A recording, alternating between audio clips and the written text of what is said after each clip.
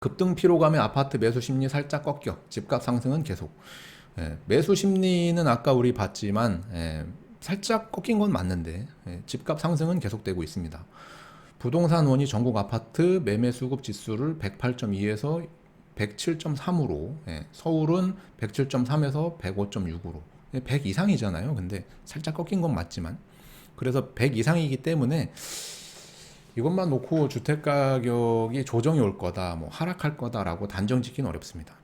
현재 금리 인상, 그리고 수급 지수 위축, 그리고 정책 같은 것들이 반영되고 해서 뭔가 추석 전 그리고 내년에 해야 되는 그런 걸로 인해서 굉장히, 이제는 최후의 카드까지 다 쓰는 게 아닌가. 과연 이거 이상의 카드가 나올까?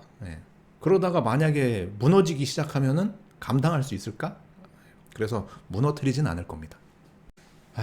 그리고 604조 초슈퍼 예산이에요. 야, 초자 붙이기 어려운데.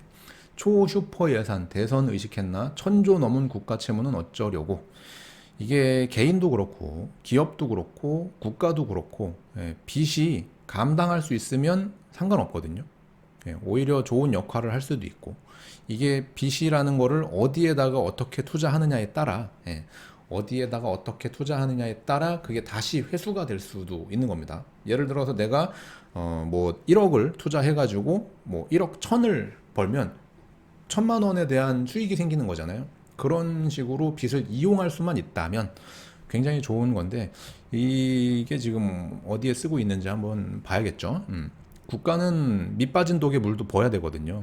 그러니까 우리가 세금도 내는 거고, 세금 내서 어려우신 분들한테도 이제 밑 빠진 독이긴 하지만 계속 돈을 쏟아 부어야 되는 것도 있고, 또는 미래를 위해서 투자하는 돈들도 있기 때문에 반드시 국가가 채무가 많다고 해가지고 나쁜 게 아니고, 오히려 뭐 삼성이라든가 대기업들이 돈을 더 잘 벌고 거기에 일하시는 직원들, 중소기업에서 일하시는 직원들, 또 뭐 자영업자분들이 소득이 들어가지고 부가세도 많이 내고, 소득세도 많이 내고, 재산세도 많이 내고 하면은 사실 괜찮은 거라서 기사 제목만 보고 겁먹을 필요는 없습니다. 뭐 여기에 당연히 이 빚 늘었으니까 좀 깎아내리는 그런 기사예요. 그래도 어쨌든 뭐 읽어는 봐야겠죠. 왜냐면은 우리는 중심에서 서서 이런 기사도 보고 저런 기사도 봐야 되니까. 문정부 마지막 예산도 결국 돈 풀기. 이 제목부터가 이미 딱 편이 갈려져 있어요. 우리는 어쨌든 가운데서 돈만 벌면 되니까, 우리 다 부자 되시려고 하는 거니까 냉정하게 생각하십시오. 장학금 확대, 주거비 경감 등 청년 예산이 23조 5천억 투입하고, 야당이 사실상 매표 행위, 뭐 22년도까지 총 수입보다 지출이 55조 많대요. 뭐 GDP 대비 50.2% 됐고요. 그러니까 벌어들이는 거에 50.2%가 지금 빚이래요. 그러면은 가계로 따지면 1주택자가 집 살 때 50% 빚지고 사는 뭐 그런 걸로 보기는 되겠죠. 40개 공공기관 부채도 550조래요. 전문가 코로나 극복 내세웠지만 소상공인 손실보상 지원 등이 아직 불충분하대요. 더 써야 된다는 얘기죠. 그리고 또 역설로 해보면 정부에서 돈을 쏟아붓는데 개인들 대출을 막아가지고 자산시장으로 돈이 쏠리지 못하게 막는, 그런 거죠. 그러니까는 반대인 겁니다. 돈을 풀어서 경기가 활성화되게끔 해야 되겠는데 자꾸 이 돈이 부동산이나 자산시장으로 가니까 더 좋은 곳으로 가가지고 전반적인 경기를 살릴 수 있게끔 하려고 하는 겁니다. 즉 물가가 하락하는 게 아니라 물가가 일정 수준으로 계속 올라가는 걸 원하고 있어가지고 돈을 무지막지하게 쏟아붓고 있는 겁니다. 여기 뭐 청년 예산도 그렇고 그거 외에도 뭐 여러 가지 예산들, 뭐 재난지원금이니 뭐니 이런 것들을 계속 써가면서도 원하는 거는 경기가 침체되지 않기를 원하는 거예요. 침체되면 안 되니까 침체되지 않고 그래도 어느 정도 먹고 살고 잘 될 수 있게끔 하려고 하는. 그러니까는 우리가 기사를 볼 때 어느 한쪽을 지지하는 기사가 아니고 중립적으로 이렇게 봐야 되는 겁니다. 한쪽에서는 이게 좋고 한쪽에서는 그게 안 되고 뭐 이런 식이니까. 22년도 예산안을 보게 되면 21년도보다 총 지출이 늘어난다. 재정도 뭐 그렇고 국가 채무도 그렇고 GDP 대비해서도 늘어난다. 뭐 이런 내용들 기획재정부에서 한 거죠. 그러면 이거를 이제 또 조정도 하고 해야겠죠. 너무 많으면 안 되니까. 그리고 국가 채무 규모 및 GDP 대비 비율을 해서 이제 58%까지 25년도에 늘어날 거다. 이 중간에 어떻게 될지는 모르지만 이게 늘어나더라도 감당할 수 있으면 괜찮습니다. 그리고 여기 다만 정부는 내년에는 경기 회복에 따른 어쩌고저쩌고 뭐 이렇게 낙관론을 했지만 뭐 신빙성이 없다. 잘 안 맞는다.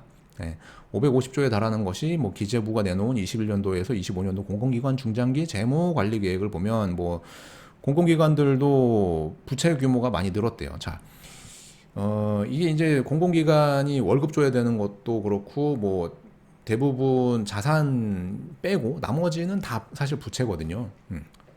공무원들 뭐 이렇게 연금 줘야 되는 뭐 이런 것들도 다 부채인데 중요한 거는 정부 세수는 그러니까는 뭐 정부가 사실 이 부동산 가격이 올라서 돈을 가장 많이 번 게 정부거든요. 기존에 5억에서 내던 취득록세, 뭐 재산세, 뭐 그러니까 보유세나 취득록세나 뭐 이런 거 거래 관련된 거 양도세라든가 이게 부동산 가격이 오르면서 다 올랐거든요. 종부세부터 해가지고 사실상 그리고 1년 이내 팔면은 뭐 77%, 2년 안에 팔면은 뭐 60몇 %씩 정부에서 가져가요. 그거 왜 정부에서 가져가? 그죠? 예. 그러니까는 사실상 부동산 가격이 올라서 돈을 가장 많이 번 거는 정부예요. 그러니까는 정부의 빚을 걱정할 거는 사실 별로 없죠. 왜냐하면 지금 생각해 보세요. 개인은 돈을 못 빌려요. 앞으로 연말까지는 돈 빌리기가 어렵거든요. 주택 가격은 이만큼 올라가 있고 그러면은 보유세는 똑같아요. 매년 이게 조금씩 상향된다고는 하는데 보유세, 종부세 이런 것들은 올라간 가격에 맞춰서 같이 올라가서 나오거든요. 그럼 매년 이게 올라간다는 얘기잖아요. 매년 내가 내야 되는 세금의 규모가 올라가는 거거든요. 주택 가격이 올라갔기 때문에. 돈은 사실 뭐 정부가 제일 많이 벌죠. 가격이 떨어지기보다는 늘 말씀드리지만은 물가 상승률 언저리에서 부동산 가격이 같이 올라가길 원하는 겁니다.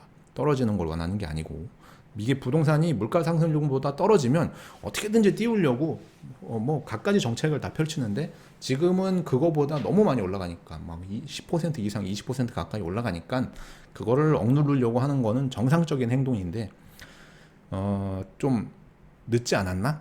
라는 생각을 해요.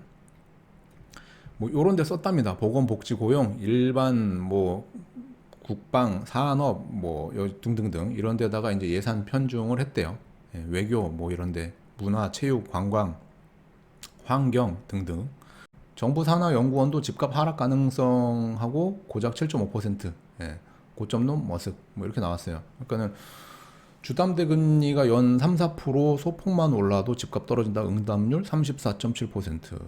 뭐 이런 거 저런 걸 떠나서 오늘 다 싹 정리해 보면 금리가 영향을 주기 위해서는 아직도 저금리라 어렵다. 그리고 가계 대출의 그 총량을 규제하는 것은 일시적으로 시장에 분명한 영향을 줄 거지만 내년 되면 초기화된다. 내년까지 막는 이유가 그거다. 자, 여기 국토연구원은 부동산 시장의 소비 심리 지수와 압력 지수를 종합한 6월 부동산 시장 종합 지수를 2015년도 142에 뭐 이렇게 쭉 나와 있는 건데 그래프만 보겠습니다. 여기 이제 전국 수도권 이런 식으로 쭉 나오는 겁니다. 오른다. 주택 가격이 오를 가능성이 높다. 보고 있는 거예요.